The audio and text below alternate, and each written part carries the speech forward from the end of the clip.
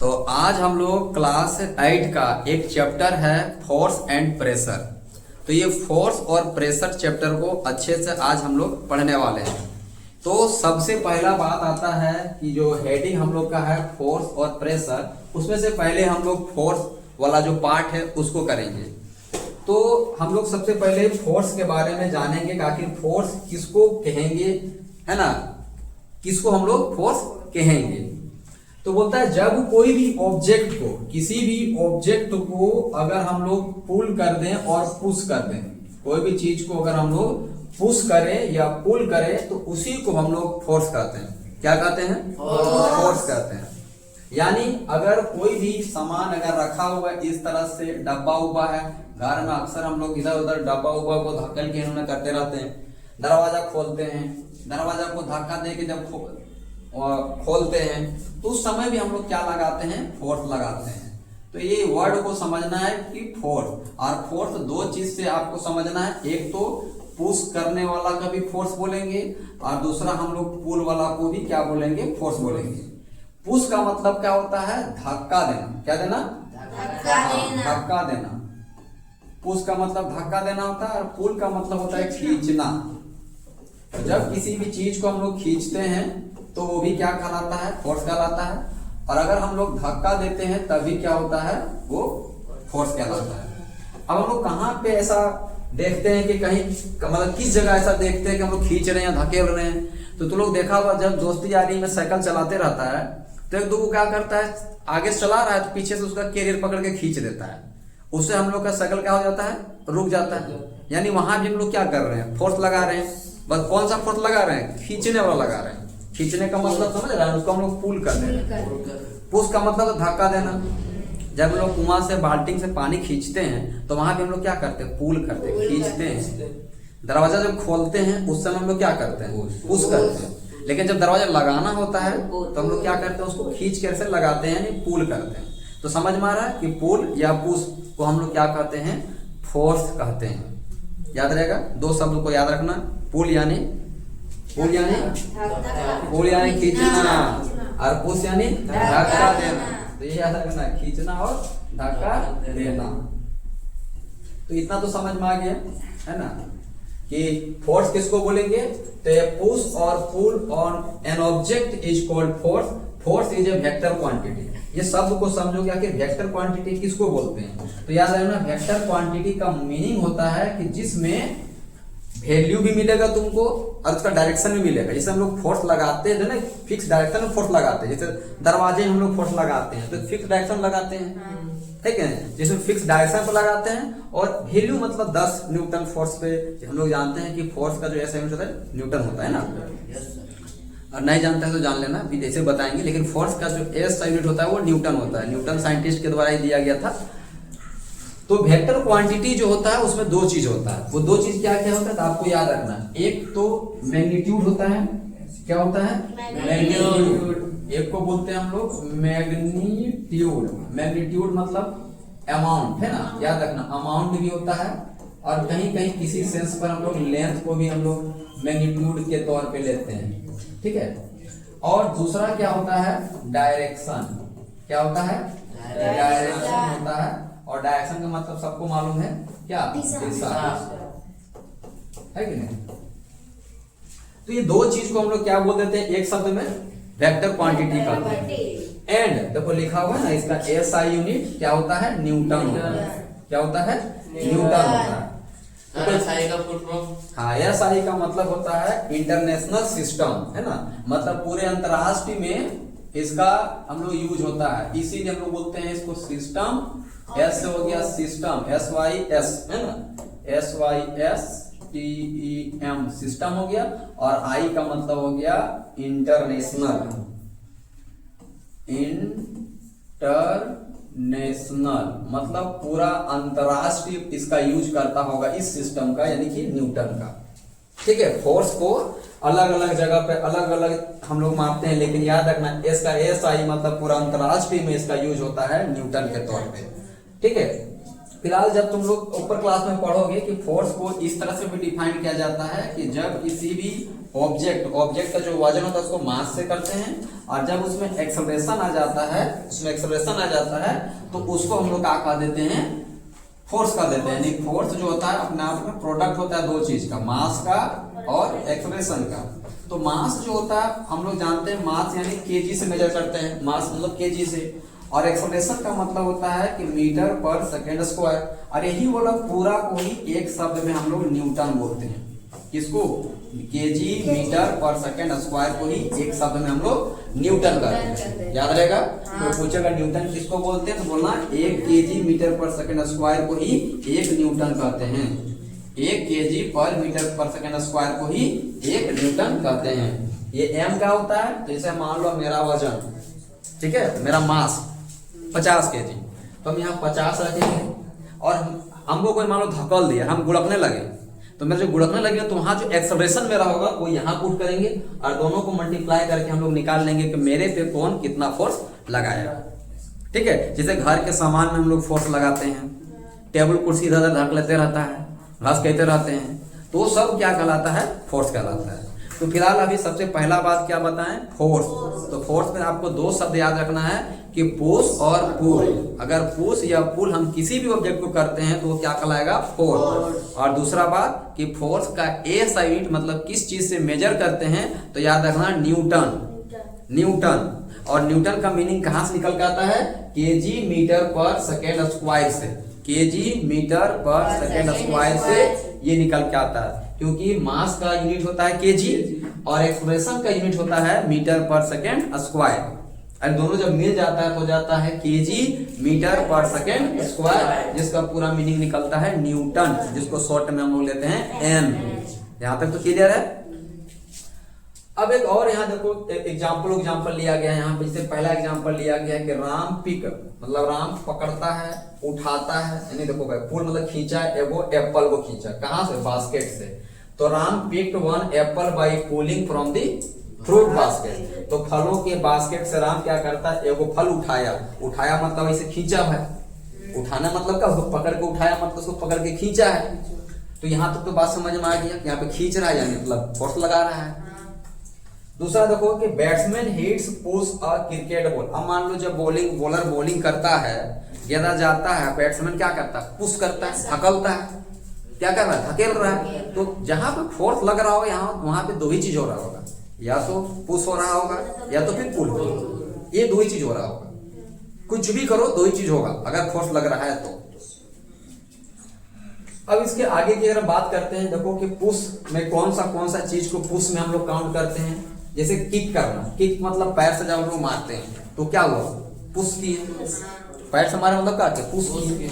यहाँ बता रहे हैं कि पुश में कौन कौन सा वर्ड इस्तेमाल होता है और पुल में कौन कौन सा वर्ड इस्तेमाल होता है। तो किक का मतलब हो गया भाई मारना, हिट का भी मतलब हो गया मारना, थ्रो का मतलब हो गया फेंकना।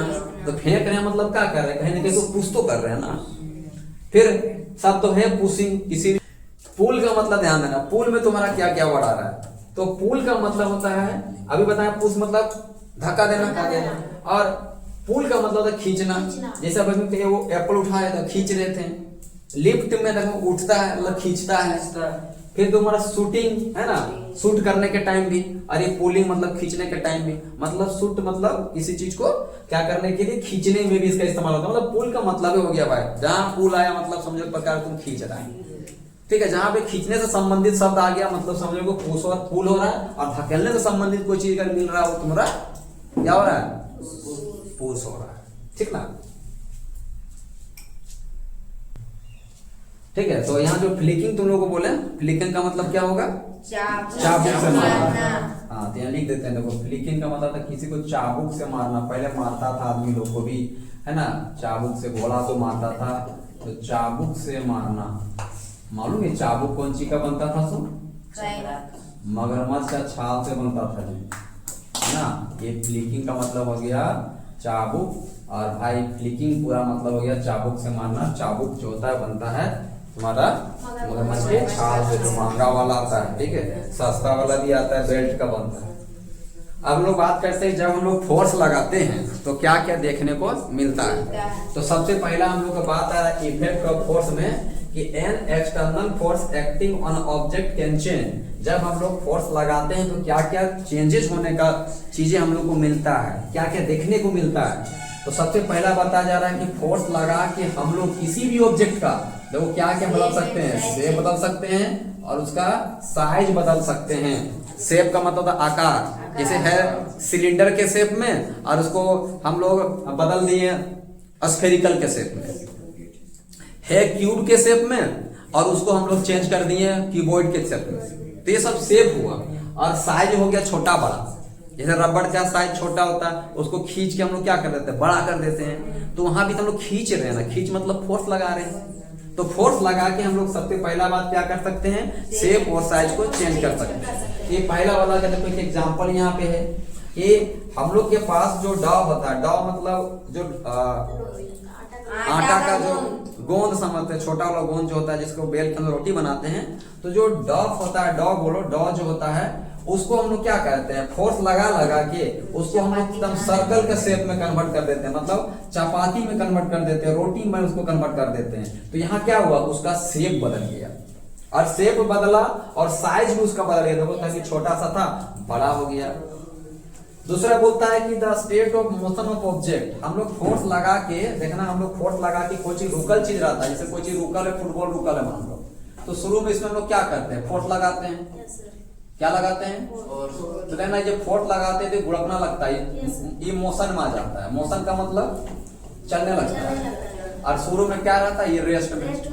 मतलब हम लोग क्या कर सकते हैं, कोई भी रेस्ट वाला चीज को मोशन में ले जा सकते हैं। और रेस्ट वाला चीज को मोशन में ले जाने के लिए क्या करना पड़ता है, फोर्स लगाना पड़ता है। दूसरा नाम याद रखना, दूसरा हम क्या बताएं कि स्टेट ऑफ मोशन को हम लोग बदल सकते हैं। स्टेट ऑफ मोशन को बदलना मतलब हो गया किसी भी ऑब्जेक्ट का रेस्ट को मोशन में ले जा सकते हैं। और एक बात याद रखना, कभी कभी ऐसा भी होता है कि मोशन वाला चीज को भी हम लोग फोर्स लगा के रेस्ट में ले आते हैं। देखो जब कोई फुटबॉल से मारता है, हमको मान लो कोई फुटबॉल से मारा, हमको दिया, हम लोग क्या करते हैं, अपना पैर से उसको रोकते हैं। तो रोकते हैं मतलब क्या, कहने का मतलब हम लोग फोर्स लगाए और उसको कहाँ चिमले आए, रेस्ट में ले आए। मतलब ये स्टेट ऑफ मोशन में तुमको दो चीज याद रखना पड़ेगा कि हम लोग फोर्स लगा के रेस्ट वाला को मोशन में ले जाते हैं और मोशन वाला को हम लोग रेस्ट में भी ले आ सकते हैं। समझ रही बात? हाँ। और तीसरा हम क्या बताएं कि स्पीड में हम लोग चेंज कर देते हैं। क्या कर देते हैं, उसका स्पीड को बदल देते हैं, उसके डायरेक्शन को बदल देते हैं, है कि नहीं। स्पीड पहले बताते हैं। जैसे तुम लोग देखा होगा स्पीड में क्या करते हैं, साइकिल में लोग बैठल रहते हैं, छुआ में अक्सर ऐसा तुम लोग करता है बाबू कि साइकिल के पीछे जब बैठल रहता है तो जब अचानक उतरता है धक्कल देता है। तो धक्कल देने से क्या हुआ, उसका स्पीड बढ़ गया। स्पीड क्या हुआ, बढ़ गया। तो वहां धक्कल देने से स्पीड बढ़ गया और खींच देगा तो स्पीड स्लो हो जाएगा। मतलब स्पीड में देखो स्पीड में चेंज आ गया, स्पीड में चेंज आ गया।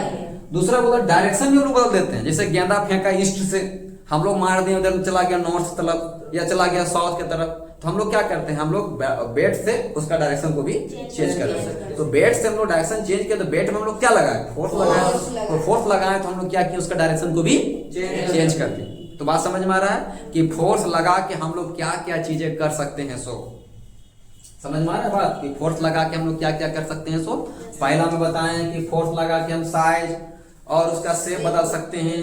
दूसरा बताएं कि अगर कोई रेस्ट में है तो उसको मोशन में कर सकते हैं, अगर कोई मोशन में है तो उसको हम लोग रेस्ट में ले आ सकते हैं। शेप और स्पीड में बताएं कि स्पीड भी हम लोग चेंज कर सकते हैं, है ना। स्पीड को हम लोग बढ़ा भी सकते हैं, स्पीड को हम लोग घटा भी सकते हैं। डायरेक्शन हम लोग बदल सकते हैं, मतलब अगर ईस्ट में जा रहा है तो उसको हम लोग वेस्ट में ले जाएंगे। छुआ लोग अक्सर कड़ा गरू चराता है, देखना जब कड़ा कूदता ही नहीं जानता है बारी में हिलने वाला है तो तुरंत जाके क्या करता है, कड़ा को कहीं और खेत के ले जाता है। उसका डायरेक्शन क्या कर दिया, बदल दिया, दाता करके डंडा उठाया, दाता करके उसको बदल दिया। तो इसका मतलब उसका डायरेक्शन बदला, किससे, चिल्ला के नहीं, डंडा ले गया दाया 2 डंडा, तो उसमें फोर्स लगाया कड़ा के ऊपर, उसका डायरेक्शन बदल गया। समझ में आ रहा है बात? चलो तो ये एक तो समझ में आ गया, ये इससे रिलेटेड था, पहला से रिलेटेड। दूसरा से रिलेटेड वो क्या कहता है, जो मोशन वाला बात बताया था कि जब कोई बैट्समैन क्रिकेट बॉल को मारता है बैट से, फोर्स लगाता है उसमें, तो उसका क्या करता है, स्पीड भी चेंज हो जाता है, उसका डायरेक्शन भी चेंज हो जाता है, उसमें मोशन आ जाता है। ठीक है, क्या जाता है, मोशन आ जाता है। अब तीसरा जो वर्ड था उससे रिलेटेड है कि when you apply a force, जब हम लोग फोर्स लगाते हैं। तुम लोग देखा होगा कि जो आइसक्रीम बेचने वाला जो ठेला गाड़ी लेके चलते रहता है, कार्ट देखा, उसको ठेला वाला बोलते हैं कार्ट। तो देखना वो लोग कार्ट को क्या करता है, कहीं जगह रोकता है, कोई मांगा है हमको आइसक्रीम दो, कार्ट को खड़ा कर देता है, रेस्ट मांगिए, फिर आइसक्रीम दिया तो उसको फिर से क्या किया, फिर से धकला और उसको मोशन रह गया। समझ रहे हो, मतलब फोर्स लगा के चीजों को हम लोग रेस्ट में ला सकते हैं और मोशन ला सकते हैं। यहाँ वही चीज लिख रहा है कि when you apply a force on cart it's start moving and the state of motion of the cart is change from rest to motion. शुरू में रेस्ट में था, फिर इसको धक्ल दिए, चला गया मोशन में। मतलब फोर्स लगा के हम लोग रेस्ट वाला चीज को मोशन में कन्वर्ट कर सकते हैं। याद रहेगा कि नहीं याद रहेगा जी? याद रखना भी है, ठीक है। अगला है कि देखो कि फोर्स दो तरह का होता है, ठीक है। फोर्स कितना तरह का होता है? दो तरह का होता है। पहले उन फोर्स के बारे में हम लोग जानते हैं कि जो दो तरह का कौन कौन फोर्स होता है, ठीक है। दो तरह का फोर्स कौन कौन सा होता है, एकदम सिंपल बात। टाइप्स ऑफ फोर्स में, टाइप्स ऑफ फोर्स, तो ये दो तरह का फोर्स होता है। आपको बता दें टाइप्स ऑफ फोर्स में, एक होता है आपका balance force, BALANCE, balance force, और एक होता है अनबैलेंस फोर्स, ठीक है, अनबैलेंस फोर्स। ये दोनों में क्या मतलब, इसको हम समझना आराम से, ठीक है। ये बैलेंस फोर्स और अनबैलेंस फोर्स क्या होता है? तो बैलेंस फोर्स हम लोग उसको बोलते हैं, जैसे मान लो कि ये कोई ऑब्जेक्ट है, ठीक है, क्या है? ऑब्जेक्ट है। जैसे मान लो कि हम एक ऑब्जेक्ट ले लिए, ये मेरा ऑब्जेक्ट है, क्यूब का शेप में ऑब्जेक्ट है। हम अब इसको क्या कर रहे हैं, इधर से फोर्स लगा रहे हैं, इधर से भी हम क्या कर रहे हैं, फोर्स लगा रहे हैं। याद रखना, इधर से ही फोर्स लगा रहे हैं। अरे वो बच्चा क्या कर रहा है, वो भी इधर से फोर्स लगा रहा है, लेकिन उल्टा लगा रहा है। हम ऐसे लगा रहे हैं, वो ऐसे लगा रहा है। यानी हम जो फोर्स लगा रहे हैं उस फोर्स का नाम दे देते हैं F1, ठीक है, और ये जो फोर्स लगा रहे हैं उसका नाम देते हैं F2। बस अंतर क्या है कि मेरा डायरेक्शन इधर से उधर है, मतलब ऐसे हम धकेल रहे हैं, उसका किधर है, वो समझो कि हम ऐसे बोलेंगे तो लेफ्ट टू राइट बोलेंगे, वो राइट टू लेफ्ट लगा रहा है। लेकिन अगर हम लोग दोनों सेम फोर्स लगाते हैं, क्या करते हैं, सेम फोर्स लगाते हैं, तो बताओ ये किधर जाएगा, उधर जाएगा, किधर जाएगा, एक ही जगह पे रहेगा। यानी जब इस पर जो नेट फोर्स होगा, नेट फोर्स जो होगा वो जब जीरो हो जाएगा, क्या हो जाएगा, जीरो, कि ये तो कहीं मोशन करेगा नहीं, जहाँ के तहीं रह जाएगा। तो इस टाइप के जो फोर्स लगता है तो उसका नाम हो जाता है बैलेंस फोर्स। और यहाँ पे याद रखना, बैलेंस फोर्स हो या अनबैलेंस फोर्स हो, इसमें दो तरह का फोर्स लगता है। तो जब हम यहाँ बोलेंगे कि किस टाइप का फोर्स लगा, तो जब सेम डायरेक्शन पे लग रहा है, तो ये इधर से लग रहा है, एक उसके अपोजिट डायरेक्शन पे लग रहा है, ठीक है, एक वो सेम इधर से लग रहा है, एक अपोजिट डायरेक्शन लग रहा है। इसको रिप्रेजेंट कैसे करते हैं, ऐसे कि F1 है इधर से नहीं प्लस में है, और ये क्या है, माइनस में है, ऐसा है माइनस है, और दोनों को मिलने के बाद क्या मिला हमको, जीरो। वैल्यू कितना मिलेगा, जीरो मिलेगा। तो इस टाइप के फोर्स का नाम हम लोग क्या दे देंगे, बैलेंस फोर्स। याद रहेगा कि नहीं याद रहेगा? हाँ, याद रखना भी है, इस टाइप की चीजों का हम लोग नाम दे देंगे बैलेंस फोर्स। अब हम लोग अनबैलेंस फोर्स को समझते हैं। ये तो बैलेंस फोर्स का कहानी है भाई, इसका कहानी है बोला बैलेंस फोर्स, ये बैलेंस फोर्स की कहानी है। अनबैलेंस फोर्स में यही चीज बदल जाएगा। उसमें क्या होगा कि एक तरफ से कम फोर्स लग रहा होगा, एक तरफ से अधिक फोर्स लगेगा। जैसे हम मान ले कि ये मेरा ऑब्जेक्ट है, फिर से कोई दूसरा ऑब्जेक्ट निकाल लेते हैं, मान लो ये मेरा गोला है, बैलून, फुटबॉल है, ठीक है। हम इधर से फोर्स लगा रहे हैं, F1 नाम दे रहे हैं। अब कोई इधर से फोर्स लगा रहा है, F2 नाम दे रहा है, ठीक है। हम बोल रहे हैं कि इधर से हम 10 न्यूटन फोर्स लगा रहे हैं, और इधर से जो लगा रहा है वो 15 न्यूटन फोर्स लगा रहा है। अब बताओ कि जो बैलून है, बैलून को बोलो, ये फुटबॉल बोलो, फुटबॉल, इसका डायरेक्शन किधर हो, किधर मोशन करेगा, ऐसे इधर करेगा। क्यों? क्योंकि इसका फोर्स कम है, इसका फोर्स ज्यादा है। अच्छा बताओ, जब इधर से फोर्स इधर लगेगा ज्यादा, तो ये कितना न्यूटन फोर्स के साथ आगे बढ़ेगा, 5 न्यूटन के फोर्स है कि नहीं, 5 न्यूटन फोर्स के साथ ये आगे बढ़ेगा। तो याद रखना, इस टाइप के ही जैसे यहाँ पे क्या होगा कि जो F1 फोर्स होगा माइनस F2 फोर्स होगा, ये याद रखना दोनों मिला के 0 के बराबर नहीं होगा। ये पहला केस, इसमें दो केस, ये पहला केस होगा। अब मान लो इधर कोई नहीं है, इधर कोई नहीं है, F1 फोर्स भी इधर से लग रहा है और हम बोलेंगे कि F2 फोर्स भी इधर से लगा रहे हैं। दो जन मिल के किसी चीज को धकल रहे हैं, दो जन हम लोग मिल किसी चीज को धकल रहे हैं। तो बताओ उधर आगे बढ़े कितना फोर्स बढ़ेगा? अगर 10 और 15 मिला के धकलते हैं उधर एक दाने से वो 25 हो जाएगा। तो क्या 0 मिलेगा? नहीं, 25 मिला। इसमें क्या 0 मिलेगा? नहीं, 5 मिला। इसीलिए बोल रहे थे क्योंकि F1 और F2 मिलकर 0 नहीं मिलेगा, लेकिन इसमें F1 F2 मिलकर क्या मिलेगा? 0। और 0 मिलता है कहलाएगा बैलेंस फोर्स, 0 नहीं मिलेगा क्या कहलाएगा? Unbalance force. तो यहाँ ये भी याद रखना है कि अनबैलेंस वाला में, यानी अनबैलेंस वाला में सेम डायरेक्शन पे भी फोर्स लग सकता है और अपोजिट डायरेक्शन, ठीक है। और इसमें तुम्हारा याद रखना कि अपोजिट डायरेक्शन में भी फोर्स लग सकता है। अपोजिट, ठीक है, अपोजिट डायरेक्शन में भी क्या कर सकता है? फोर्स लग सकता है। लेकिन याद रखना दोनों फोर्स का जो वैल्यू होगा छोटा बड़ा होगा। जैसे F1 बड़ा हो सकता है, F2 छोटा हो सकता है, मतलब F1 छोटा हो सकता है, F2 बड़ा हो सकता है, ये हो सकता है। या फिर F2 फोर्स तुम्हारा बड़ा हो सकता है, बड़ा बोल रहे हैं, छोटा हो सकता है, और F1 फोर्स बड़ा हो सकता है। ये ऐसा रहेगा। और इस केस में क्या होगा? दोनों का दोनों क्या होगा? इस केस में F1 जो होगा उतना ही तुम्हारा फोर्स F2 होगा। और ये हमेशा कैसा लगेगा? Opposite direction. कौन सा डायरेक्शन में? अपोजिट डायरेक्शन में लगेगा। या फिर इसीलिए हम लोग यहाँ ऐसे रिप्रेजेंट करेंगे F1 जो होगा वो बराबर होगा माइनस F2 का, क्योंकि हमेशा क्या हो सकता है? उल्टा रहेगा, डायरेक्शन उल्टा रहेगा। चलो तो अब कहानी समझ में आया बैलेंस फोर्स का और ये अनबैलेंस फोर्स का जी। हाँ, अब हम लोग पढ़ेंगे ये अलग टाइप के फोर्स हैं। ये भी टाइप्स ऑफ फोर्स ही हैं, लेकिन ये अलग टाइप के फोर्स जिसको हम लोग कॉन्टेक्ट फोर्स कहते हैं। ठीक है, क्या बोलते हैं? कॉन्टेक्ट। कॉन्टेक्ट का मतलब छू कर फोर्स लगाना है।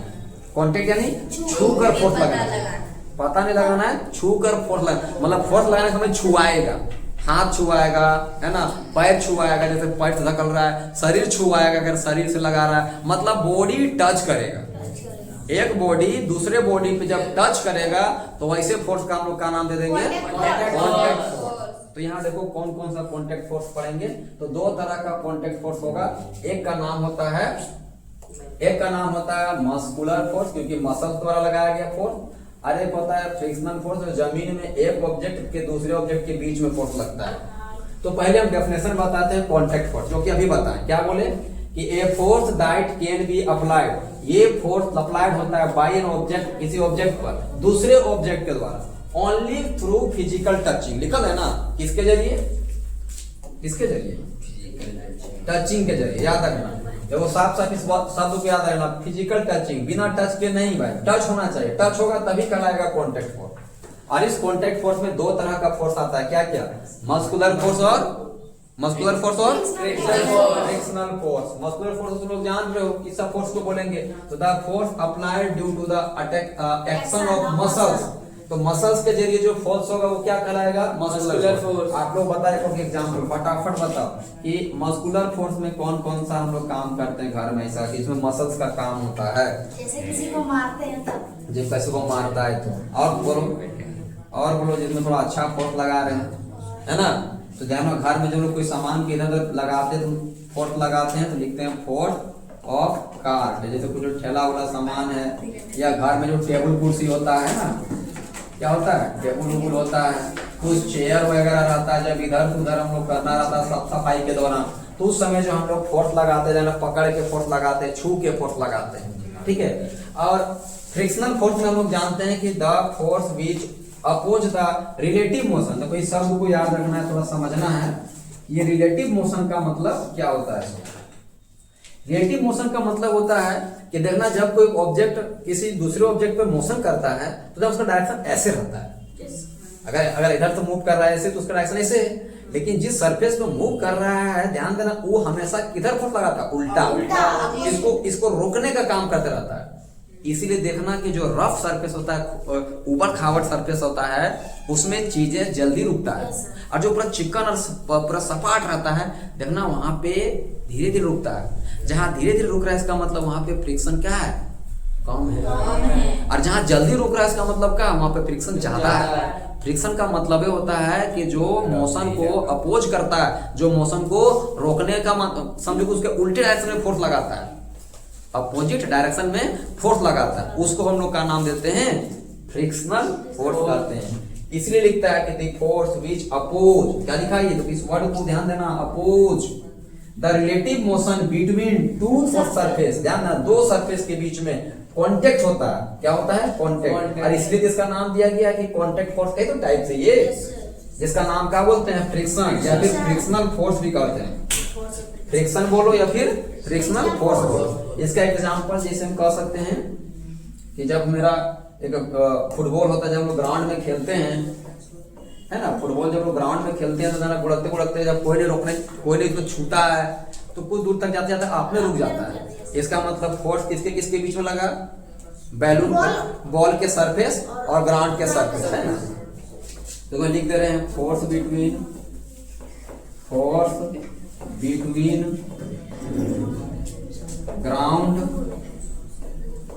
ग्राउंड एंड देखो फुटबॉल, समझ में आया, ग्राउंड और फुटबॉल के बीच force between ground and football. तो ग्राउंड का सरफेस और फुटबॉल के सरफेस के बीच में जो फोर्स लगा वही कहलाएगा फ्रिक्शनल फोर्स। और तभी जाके फुटबॉल कुछ दूर के बाद जाके वो क्या करता है, रुक जाता है। यहाँ तक तो क्लियर है, यहाँ तो कोई दिक्कत नहीं होना चाहिए। ये किसका टाइप हुआ, कॉन्टेक्ट फोर्स का। एक होता है, बताओ कौन होगा, एक कॉन्टेक्ट फोर्स होगा तो क्या होगा, इतना भी जो नहीं चिल्लाना है, क्या होता है, नॉन कॉन्टैक्ट फोर्स। तो नॉन कॉन्टैक्ट फोर्स में क्या होता है कि पक्का उसमें हमको छूना नहीं पड़ेगा, बिना छूले ही काम होगा। बताए सब कौन से फोर्स है जो बिना छूले काम करता है, मैग्नेटिक फोर्स। बहुत बढ़िया, मैग्नेटिक फोर्स। मैग्नेटिक फोर्स में क्या होता है, एक चुंबक को जब दूसरे चुंबक के बीच में रखते हैं तो देखना या तो खींच लेता है या तो धकेल लेता है। वो तो हम लोग जानते हैं कब धकेलता है कब खींचता है। सो कभी हम लोग जब लोहा रखते हैं चुंबक के सामने तो वहां केवल खींच लेता है, क्या करता है, बिना छूले बिना बीच में कुछ रस्सी उससे बांधले सीधे क्या कर लेता है, खींच लेता है। तो ऐसे फोर्स का हम लोग नाम देते हैं मैग्नेटिक फोर्स। लेकिन वहां पे अपने आप में देखा जाए तो वो क्या है, नॉन कॉन्टैक्ट फोर्स है, क्योंकि वहां पे कुछ टचिंग उचिंग नहीं है, कोई फिजिकल टचिंग नहीं है, कोई वहां पे धागा हुआ नहीं बांधा है, वो भी क्या चल रहा है, खिंचा जा रहा है। तो हम लोग का डेफिनेशन होगा नॉन कॉन्टैक्ट फोर्स का सबसे पहले। तो नॉन कॉन्टैक्ट फोर्स का मतलब समझ में आ रहा होगा, a force that can be applied by an object and another object. एक ऑब्जेक्ट से दूसरे ऑब्जेक्ट पर फोर्स लगाया जाएगा, और वो भी कैसे, तो वो साफ साफ लिखल है, विदाउट टचिंग, एक दूसरे को बिना छुए। तो ऐसे फोर्स का नाम हो जाएगा नॉन कॉन्टैक्ट फोर्स। और इसका एग्जांपल आपका तीन चीज है। सबसे पहले आपको देखना पड़ रहा होगा मैग्नेटिक फोर्स, दूसरा इलेक्ट्रोस्टैटिक फोर्स, और तीसरा ग्रेविटेशनल फोर्स। ठीक है। मैग्नेटिक फोर्स तो सब जानता है, जब मैग्नेट किसी दूसरे मैग्नेट को या तो फिर लोहा को अपनी ओर खींचता है तो उसको मैग्नेटिक फोर्स कहते हैं। और सेम कहानी इलेक्ट्रोस्टैटिक फोर्स में होता है। तुम लोग बचपन में ऐसा देखा होगा कि पेपर का टुकड़ा कर करके बाल में ऐसा रगड़ के चार्ज जब आ जाता है ऐसे उठा के पेपर उठा लेता है, तो वो कैसा फोर्स कहलाता है, इलेक्ट्रोस्टैटिक फोर्स। तो यहाँ भी वही चीज हो रहा है कि द फोर्स, जब फोर्स लगता है किसी चार्ज पे किसी दूसरे चार्ज या फिर अनचार्ज ऑब्जेक्ट के जरिए, तो ऐसे फोर्स का नाम हो जाता है इलेक्ट्रोस्टैटिक फोर्स। और ये तो सब लोग जान रहे हैं ग्रेविटेशनल फोर्स, है ना। ग्रेविटेशनल फोर्स क्या है कि जो हम लोग जब कोई भी चीज को गिराते हैं तो देखना वो कहाँ गिरता है, नीचे की ओर गिरता है, मतलब अंदर की तरफ जाता है, पृथ्वी के सेंटर की तरफ गिरता है।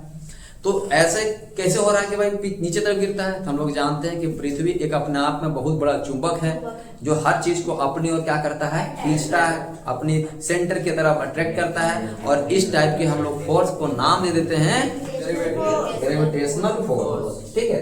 तो ग्रेविटेशनल फोर्स अर्थ के द्वारा भी लगने वाला फोर्स होता है जिसको हम लोग ग्रेविटी कहते हैं। और दूसरा ये भी याद रखना है कि हम लोग अगर बैठे हैं यहाँ पे तो हर एक दूसरे हर दो आदमी के बीच में या दो ऑब्जेक्ट के बीच में फोर्स लग रहा है, जो यहाँ बहुत कम फोर्स के बराबर होता है, इसीलिए ऐसा नहीं होता है, नहीं तो हमारे अंदर खींचा का जाता है कि नहीं।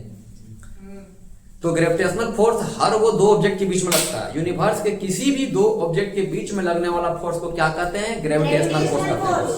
क्या कहते हैं करंट। और सभी प्लेनेट का अपना अपना ग्रेविटेशनल फोर्स होता है, समझो देखा जाए ग्रेविटी होता है सबका अपना अपना, किसी में कम किसी में ज्यादा, ठीक है। जैसे सूरज और चंद्रमा के बीच में भी लगता है, सूरज और पृथ्वी के बीच में भी फोर्स लगता है, तो हर दो ऑब्जेक्ट के बीच में लगने वाला फोर्स को हम लोग ग्रेविटेशनल फोर्स कहते हैं। और ये अपने आप में एक नॉन कॉन्टेक्ट फोर्स है। कैसा फोर्स है?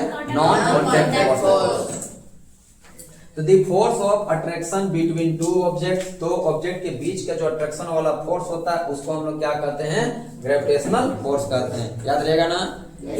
ये किसका टाइप से है? Non contact force. हाँ याद है ना, नॉन कॉन्टैक्ट फोर्स का 3 टाइप। पहला है मैग्नेटिक फोर्स, दूसरा है इलेक्ट्रोस्टैटिक फोर्स और तीसरा है ग्रेविटेशनल फोर्स। और जो कॉन्टैक्ट फोर्स होता है वो 2 तरह का बताएं, एक मस्कुलर फोर्स और एक फ्रिक्शनल फोर्स। आगे जो हम लोग का है प्रेशर, ठीक है, क्या है? प्रेशर। हम लोग सब देखते हैं कि घर में जब कुछ जो टांगना रहता है, पोस्टर उस्टर टांगना रहता है या कुछ छोटा सा फ्रेम वाला टांगना होता है ना, कांटी से हम लोग क्या करते, दीवार में छेदा करते हैं। तो कांटी में देना 2 हिस्सा दिखता है, एक तो पूरा सूंघा वाला हिस्सा नुकीलवा वाला, और एक तरफ मोटका जिधर से हम लोग ठोकते हैं। कभी देखा है जिधर से मोटका वाला होता है, जिधर ज्यादा चौड़ा होता है, उधर से कभी दीवार में ठोक के जाता है देवलोक अंदर? नहीं जाता, टेढ़ा हो जाता है ना। तो ऐसा क्या होता है भाई, तो ध्यान देना, जिधर नुकीला वाला होता है उधर से प्रेशर ज्यादा लगता है। प्रेशर ज्यादा इसलिए लगता है क्योंकि देना उसका सरफेस एरिया कम होता है। और डेफिनेशन यही कहता है तुम्हारा प्रेशर का कि प्रेशर क्या है, तो प्रेशर अपने आप में फोर्स है भाई, ठीक है।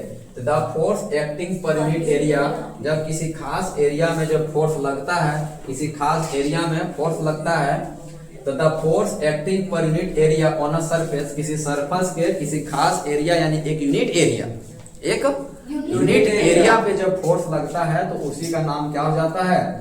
याद है ना, यूनिट एरिया में जब फोर्स लगता है, कहाँ पे? Unit area.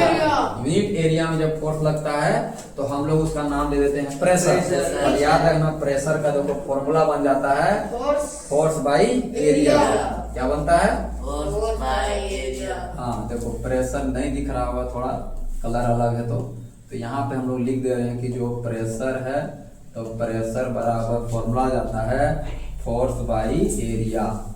Force by area, इसी को हम लोग शॉर्ट फॉर्म में भी लिखते हैं। इसे प्रेशर का शॉर्ट फॉर्म हो जाता है P, फोर्स का हो जाता है शॉर्ट फॉर्म F, और नीचे जो एरिया उसका शॉर्ट फॉर्म हो जाता है A। और इस तरह से हम लोग कहा देते हैं प्रेशर का फॉर्मूला F बाई A। अब यहाँ से हम लोग अभी पढ़ाए तो तुम लोग को ये भी बताए हैं कि फोर्स का जो एस यूनिट होता है न्यूटन, और एरिया का होता है मीटर का स्क्वायर। इसी को पूरा इसे पढ़ते हैं न्यूटन पर मीटर स्क्वायर। एक लाइन में इसे लिखते हैं -2, क्योंकि नीचे की चीज ऊपर ले जाते हैं तो -2 बन जाता है। यानी कि प्रेशर का एस यूनिट क्या होता है? न्यूटन मीटर पर, है ना, न्यूटन पर मीटर स्क्वायर होता है। किसका? प्रेशर का। और इसी को पूरा को हम लोग एक ही वर्ड में बोलते हैं, नहीं न्यूटन कैसे बोलेंगे के शब्द में? इसको पास्कल कहते हैं। क्या कहते हैं? पास्कल। इसको शॉर्ट में लोग दर्शाते हैं PA से, है ना। हम पीछे बताए थे कि न्यूटन का होता है केजी मीटर पर सेकंड स्क्वायर। इसको एक शब्द में हम लोग कहते हैं न्यूटन। इसको एक शब्द में क्या कहते हैं? न्यूटन कहते हैं, ठीक है। और उसी तरह न्यूटन मीटर पर स्क्वायर को एक शब्द में हम लोग पास्कल कहते हैं। और यहाँ लिखा हुआ है देखो कि the SI unit of pressure is क्या? तो पास्कल, ठीक है। देखो लिख भी दिया कि पास्कल बोलो या फिर न्यूटन पर मीटर स्क्वायर, दोनों का वैल्यू सेम है। एग्जाम्पल बताया गया कि which of the following nail fix in the wall easily. यह क्वेश्चन तुम लोग से पूछा जा रहा है कि बताओ कौन वाला कांटिया दीवार में आसानी से घुसेगा? जिसका कोना वाला रहेगा उसमें, या फिर जिसका कोना नहीं फ्लैट एंड रहेगा उसका, तो किसका वाला होगा? पॉइंटेड लव आसानी से क्या कर जाएगा? कहाँ घुसेगा? दीवार में। तो ये वाला आसानी से घुस जाएगा दीवार में। चलो यहाँ तक कोई दिक्कत? No sir. सब समझ में आ रहा है? जी। प्रेशर मतलब फोर्स बाय एरिया, प्रेशर मतलब फोर्स बाय एरिया, और प्रेशर कैसा यूनिट? Pascal, pascal. है ना? इन दोनों में ये वाला आसानी से इंटर कर जाएगा वॉल में, क्योंकि इसका एरिया कम है। तो एकदम सिंपल याद रखना क्या क्या बात, कि अगर एरिया किसी का ज्यादा होगा, एरिया क्या होगा? ज्यादा होगा, तो याद रखना वहां पे प्रेशर जो होगा वो कम होगा, और जहां पे एरिया कम होगा वहां पे प्रेशर ज्यादा होगा। इसीलिए तुम ऐसे ऑब्जर्व करना अपने में, पेन का ढक्कन निकालना, पेन लेना और ऐसे अपना हाथ में गड़ा के देखना, फोर्स लगा के, उसका एरिया ज्यादा होता है इसलिए देखना प्रेशर ज्यादा लगता है। इधर ना उल्टा करके देखेगा तो प्रेशर कम लगेगा। बाइक जब हम लोग टांगते हैं, बाइक स्कूल वाला बाइक, देखना जो बाइक का पट्टी पतला होता है ना, कंधा दर्द लगता है, लेकिन जो बाइक का पट्टी ज्यादा बड़ा होता है कंधा कम दर्द देता है, क्योंकि बड़ा हो जाता है एरिया बढ़ जाता है। तुम लोग देखा होगा कि जो साइकिल चलाता है पतला टायर वाला, उसका मतलब समझ रहा है कि पतला टायर है तो फोर्स ज्यादा लग रहा है। अब वही टायर वाला लगा देगा अगर गाड़ियन में, बड़कन गाड़ियन में 407 में क्या हो जाएगा? दब जाएगा, है ना? 407 या बड़ा बड़ा जो गाड़ी है एलपी डंपर, उसका टायर चौड़ा चौड़ा होता है। किसी किसी में ज्यादा चौड़ा चौड़ा लगा देता है, 2-2 3 लगा जाता है, ताकि जितना ज्यादा सरफेस एरिया प्रेशर ऊपर से कम लगेगा। एरिया ज्यादा तो प्रेशर कम लगेगा, ये याद रखना प्रेशर वाला है। उसके बाद हम लोग बात करते हैं प्रेशर एग्जर्ट बाय लिक्विड और गैस। केवल सॉलिड सब्सटेंस से ही प्रेशर नहीं लगता है, लिक्विड भी क्या करता है? प्रेशर लगाता है, गैस भी प्रेशर लगाता है। तुम लोग छवा घड़ी सब किया होगा वैसा, प्लास्टिक में पानी घोर के नीचे छेदा कर देता है ना, पानी बड़ी प्रेशर से गिरता है, लेकिन जैसे जैसे पानी कम होने लगता है, पानी का निकलने का प्रेशर भी कम होने लगता है। इससे क्या पता चल रहा है कि पानी का अपना प्रेशर होता है। तो पानी मतलब लिक्विड का भी अपना प्रेशर होता है। और देखना जब कुकर में जब हम लोग खाना बनाते हैं, कुकर में जब हम लोग खाना बनाते हैं, कुकर के अंदर जब गैस भर जाता है, तो जब सीटी को निकालते हैं ना, कितना तेजी से गैस निकलता है, मतलब उसमें अपना खुद का क्या प्रेशर है। अच्छा बताओ, पानी का प्रेशर ज्यादा होगा, गैस का प्रेशर ज्यादा होगा? अगर हम सेम अमाउंट में दोनों चीज ले लिए, गैस का और पानी भी लिए, दोनों सेम अमाउंट में लिए, तो प्रेशर ज्यादा किस में होगा? गैस का प्रेशर ज्यादा होगा। देखो कहा कहता आगे कि प्रेशर एग्जर्ट बाय लिक्विड और गैस, तो लिक्विड या गैस के द्वारा लगाया गया प्रेशर जो होता है, इसमें भी हम लोग रखते हैं, जिस कंटेनर में रखते हैं। अगर हम लोग सिलेंडर कंटेनर में रखें तो, क्यूबिकल कंटेनर में रखें तो, याद रखना कंटेनर जिस कंटेनर में रखते हैं उसके चारों तरफ के वॉल में, चाहे लिक्विड हो या गैस हो, क्या करता है? प्रेशर लगाता है।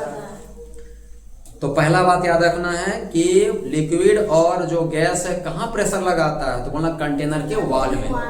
कहाँ प्रेशर लगाता है? कंटेनर के वॉल में। ये पहला लाइन यहाँ ही बता गया। तो 2 factor affect pressure exert by liquid और गैस। देखो 2 चीजों पे याद रखना पड़ेगा। 2 क्या क्या फैक्टर्स हैं? सबसे पहला फैक्टर कहा करता है डेप्थ, है ना? डेप्थ मतलब जितना ज्यादा गहराई होगा लिक्विड या गैस का, उतना ज्यादा क्या होगा? प्रेशर लगेगा। और डेंसिटी मतलब जितना घना लिक्विड या गैस रहेगा उतना ज्यादा क्या करेगा? प्रेशर लगाएगा। समझ रहे हो? अगर डेंसिटी ज्यादा है तो भी प्रेशर ज्यादा लगेगा, और अगर डेप्थ ज्यादा है तो प्रेशर ज्यादा लगेगा। जैसे हम एक बड़ा सा प्लाथिंग लेंगे, छोटा प्लाथिंग लेंगे, ठीक है? तो बड़ा सा प्लाथिंग में तो पानी ज्यादा रहेगा, छोटा प्लाथिंग में पानी कम रहेगा। तो हम लोग जब उसको नीचे का छेदा कर देंगे तो हॉल से पानी बहुत ही प्रेशर से निकलेगा, क्योंकि इसमें पानी ज्यादा, हाइट ज्यादा है, गहराई ज्यादा है। इधर वाला प्लास्टिक में कम है तो भाई कम प्रेशर से निकलेगा। तो यहाँ बात ये याद रखना है कि डेप्थ ज्यादा तो लिक्विड और गैस का प्रेशर ज्यादा, डेप्थ कम तो प्रेशर कम। और दूसरा में क्या बताया गया? डेंसिटी, घना, ज्यादा घना तो ज्यादा प्रेशर, घना कम तो प्रेशर कम। ये 2 चीजें याद रखना है। लास्ट हम लोग का है एटमॉस्फेरिक प्रेशर। कौन सा प्रेशर? एटमॉस्फेरिक। तो साफ साफ पता चल रहा है कि एटमॉस्फेयर के द्वारा लगाया गया प्रेशर को ही नाम देते हैं हम लोग एटमॉस्फेरिक प्रेशर। जैसे तुम लोग ध्यान देना हो, कभी देखा ही होगा, ऐसा बात नहीं, जब तुम लोग शीशा वाले ग्लास में कभी देखा होगा, पानी जब रखते हैं, पानी को रखते हैं तो देखना इस तरह से गड्ढा दिखता है कॉलोनी में, थोड़ा थोड़ा ये तरफ उठल दिखेगा जी, अरे इस तरह गड्ढा दिखेगा। इसका मतलब समझ रहा है कि आधा यहाँ पानी भरल है तो आधा में हवा होगा। क्या चीज होगा जी? हवा। अब हवा तो इसके पूरे जगह में क्या लगा रहा होगा? प्रेशर लगा रहा होगा। इसीलिए ऐसा हम लोग को देखने को मिलता है कि हल्का हल्का ऊपर साइड कोना कोना उठा दिखता है और बाकी यहाँ दबल दिखता है। ठीक है, तो यहाँ पे जो प्रेशर लगता है वो क्या कहलाता है? Atmospheric pressure. हम लोग को पता नहीं चल रहा है, लेकिन एटमॉस्फेयर हम लोग के ऊपर क्या लगा रहा है? प्रेशर लगा रहा है। जब हवा चलता है उस समय भी हम लोग क्या लगता है? प्रेशर लगता है। तो यहाँ वही चीज लिखा है कि the pressure applied by air, सीधा याद रखना है, किसके द्वारा? एयर के द्वारा। तो जब एयर ऑन द बॉडी, किसी भी बॉडी पर जब क्या करता है? प्रेशर लगाता है, तो उसी का नाम हो जाता है एटमॉस्फेरिक प्रेशर। तो ये पानी अपने आप में बॉडी हुआ, इस पर जो प्रेशर लग रहा है वो क्या कहलाएगा? एटमॉस्फेरिक प्रेशर कहलाएगा। कौन सा प्रेशर? एटमॉस्फेरिक स्पेलिंग सही नहीं है, ATM होता है। Atmospheric pressure. ऐसे तो बस कितना याद रखना है कि एयर के द्वारा किसी भी बॉडी पर लगने वाला प्रेशर क्या कहलाएगा? एटमॉस्फेरिक प्रेशर कहलाएगा।